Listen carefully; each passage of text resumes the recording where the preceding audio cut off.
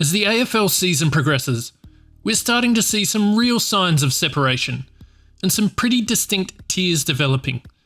So today, I thought we'd take a quick look at each team and discover which sides have improved, which teams are treading water, and the clubs that are slowly sinking.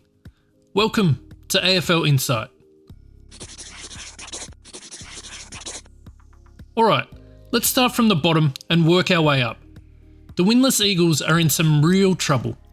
At the same point of the season last year, West Coast had won 2 games and had a percentage of 76, and believe it or not, sat above the Hawks on the ladder.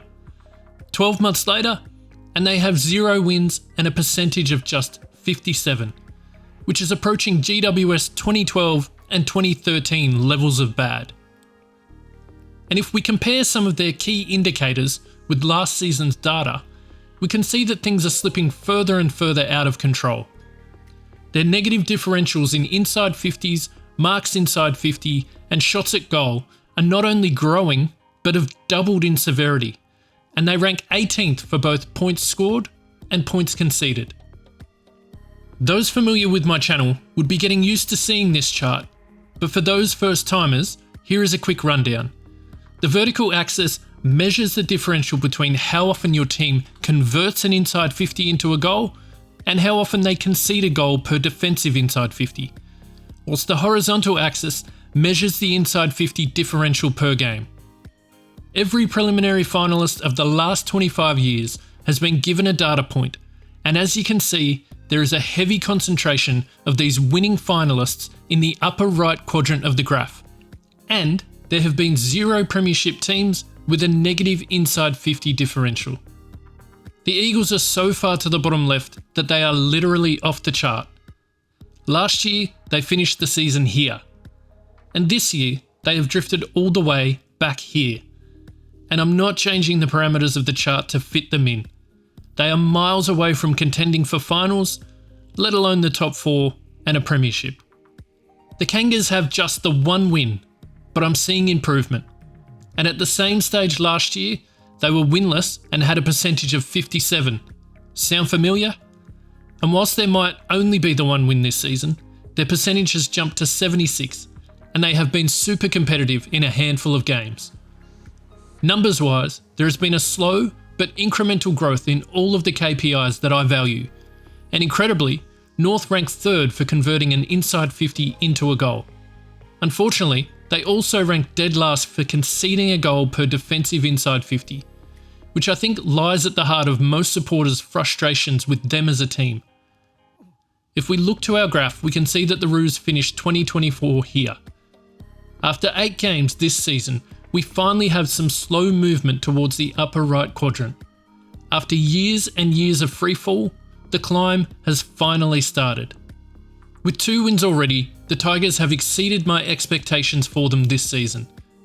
It's actually a pretty poor indictment on those premiership stars who left for greener pastures that they could only manage 2 wins for the entirety of last season, and these bunch of kids have already equalled that mark.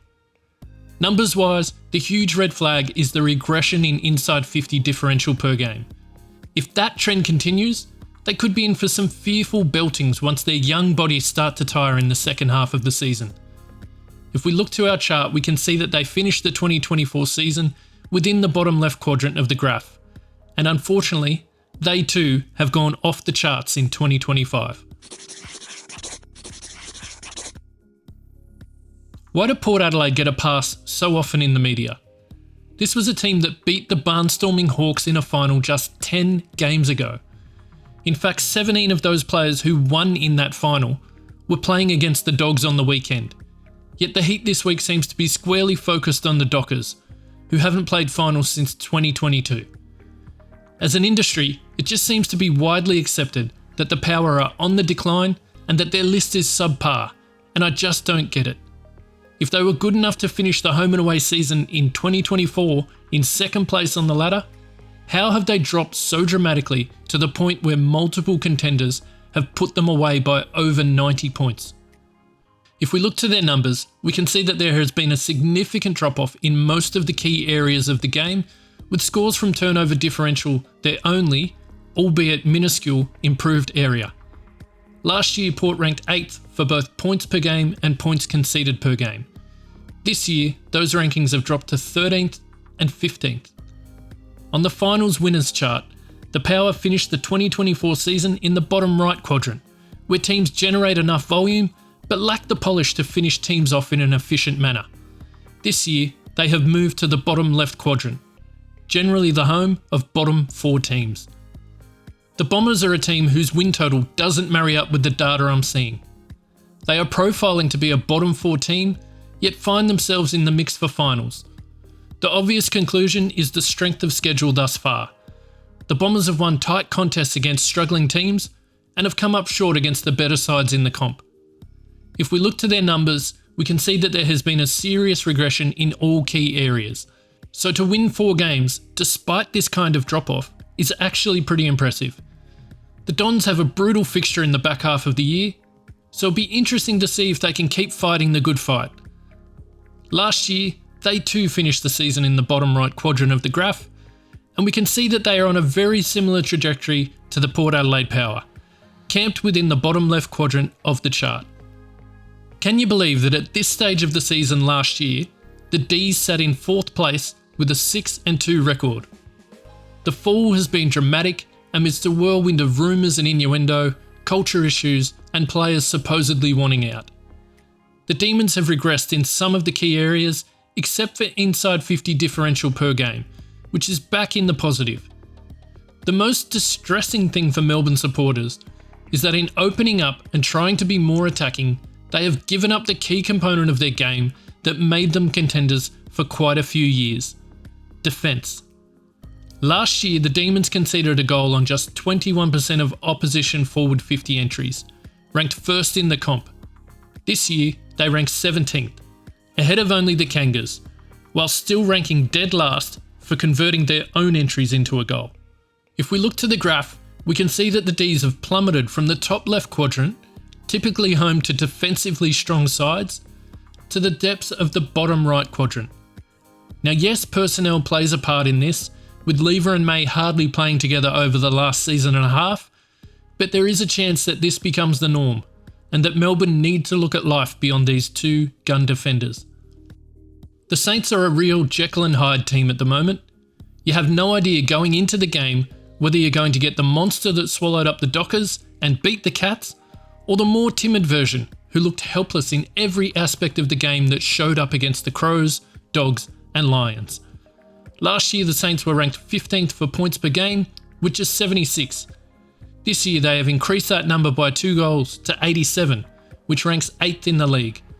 But just like the Ds, they have compromised their defensive integrity to find that extra couple of goals per game. Last season, the Saints conceded 76 points per game, which ranked 4th in the comp. This year, they rank 13th. A look at their KPIs also suggests that St Kilda have regressed in quite a few areas, most notably scores from turnover differential. Last year, the Saints finished the season here on our graph. The slide has only been minuscule, but they are still trending away from the upper right quadrant. The next 4 teams would have all fancied themselves as premiership chances this season, but instead find themselves in a battle to make the 8. The Swans have been decimated by injury, but as other teams have shown, that can't always be used as an excuse. Sydney have lost 3 of their opening 4 games at the SCG, and they have regressed in every key category. Last season they ranked 1st for points per game. This season they are 11th. They rank 6th for points conceded per game. This year, also 11th. In 2024, they rank 2nd for goals per inside 50. This season, they rank 15th. Whichever way you look at it, it hasn't been the smoothest of transitions from John Longmire to Dean Cox. They finished the 2024 season comfortably within the upper right quadrant, and this season find themselves just out. Time will tell whether they continue to trend toward the bottom left, but I have some faith that once they get a few soldiers back and find a bit of confidence, that things will turn around.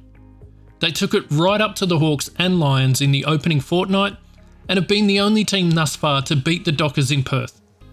There's life in the Swannies yet. I did a feature on the Blues last week, so I won't delve too far into their numbers. What I do love is that despite the 5 losses, they still have green lights in all of the key differentials.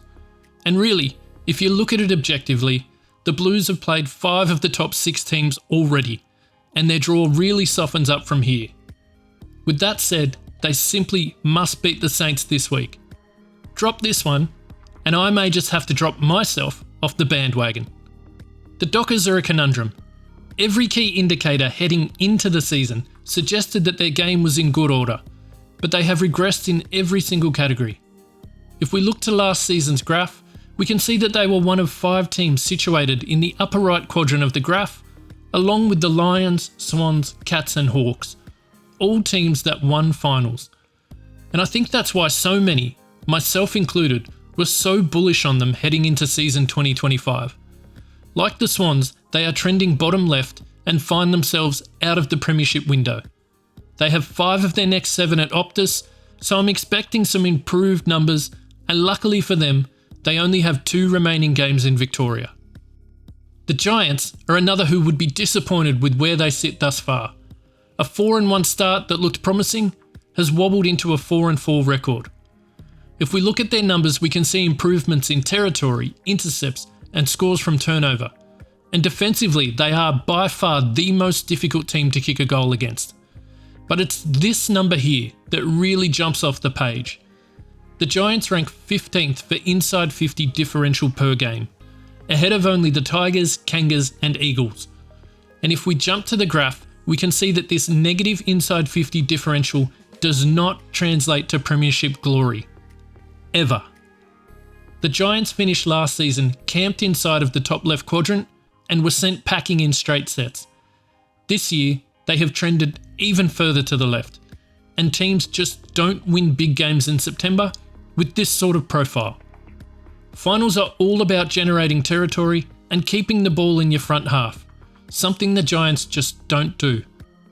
Something needs to change, or this team is going nowhere. Now I've put an asterisk here because these are the 2 teams that I'm not sold on just yet, but can't be discounted. I need a bit more evidence before making judgment. The Suns are one of these teams, and their data has been skewed massively by the softest fixturing in the league thus far. Gold Coast's next 3 weeks will tell us a lot more about where they sit, with games against the Dogs and Hawks in Darwin, and the Saints, who are proving themselves to be a handful at Marvel. Data-wise, the Suns have green lights across the board and have shown massive improvements in all areas of their game, ranking 2nd for points scored and 3rd for points against. Last year, those rankings were 11th and 13th respectively. If we jump to the graph, we can see that the Suns were in a similar position to where the Power and Bombers finished 2024.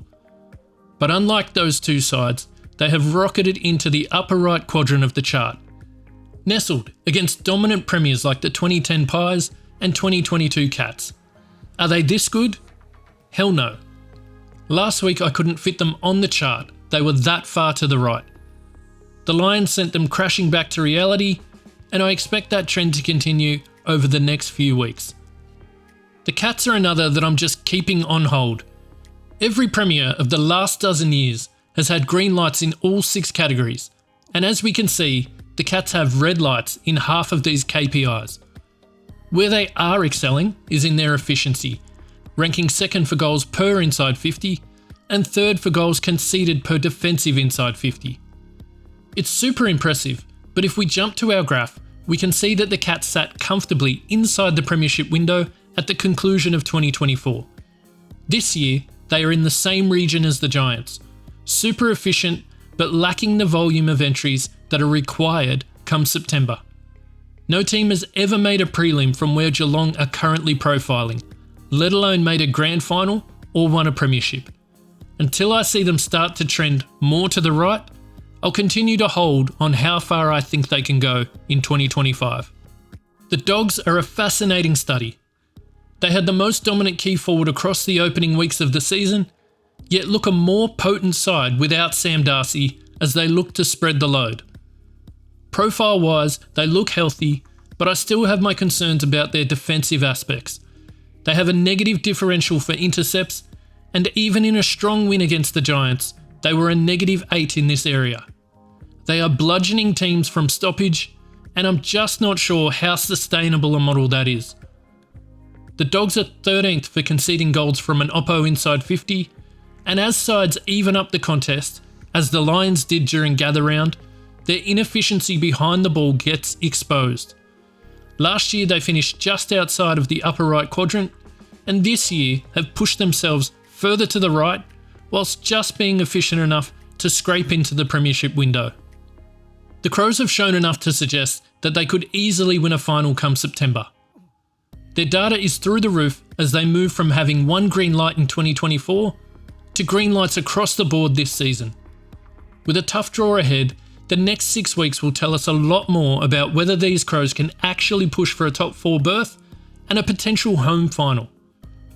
The offensive numbers are elite, ranking first for points per game and goals per forward 50 entry. They also rank top 6 in both defensive metrics, which leads us to the chart. Adelaide finished 2024 in the top left quadrant, but have surged into the top right this season. Can they stay there? The Lions just don't look to be the same model that stormed home to a premiership last year, but they're not far off. The scores from turnover differential is the only real area of concern, as history tells us that the last 8 premiers have all been top 3 in this key area. The Lions currently rank 10th. Last year, the Lions ranked 3rd for both points for and against per game, and this year they rank 7th in both categories. It just shows how good a team they are that they can regress slightly in these areas and still be a game clear on top of the ladder. If we look to the chart, we can see that the Lions sit just a tiny bit below their profile from last year. Ominously, this is where they spent the majority of last year before surging to the upper right quadrant in the final weeks of the home and away season. As was the case with the Blues, I did a video profiling the Magpies a fortnight ago, so I won't go too deep with the analysis. What we can see is that Collingwood still sit comfortably within the premiership window, and at this stage remain my favourites to win it all. Finally, we have the Hawks. Hawthorn have hardly put a foot wrong with a surprise loss to the Power, the only real blip on their radar. The numbers are pretty similar to last year, with a huge jump in marks inside 50 differential, and they are top 4 in all of the offensive, defensive and efficiency numbers that I measure, the only team to do so. The Hawks surged into the premiership window last season from a place similar to where the Demons currently sit, and they remain in the window this season, primed to make a fully fledged assault at yet another Hawthorn flag. So there are currently 5 teams within the premiership window, which is about par for the course. Normally 4 to 5 teams sit within this quadrant each year, and most go on to win finals. I also just wanted to have a quick competition-wide look at the other KPIs that I measure and value as genuine data that leads to premiership success. As mentioned throughout the video, these 6 key indicators have been the constant across the last dozen premiership sides, with all eventual premiers having green lights across the board in these differentials. Last year, there were only 4 teams that had positive differentials in all these components. This season, we have 6 teams with a clean sweep.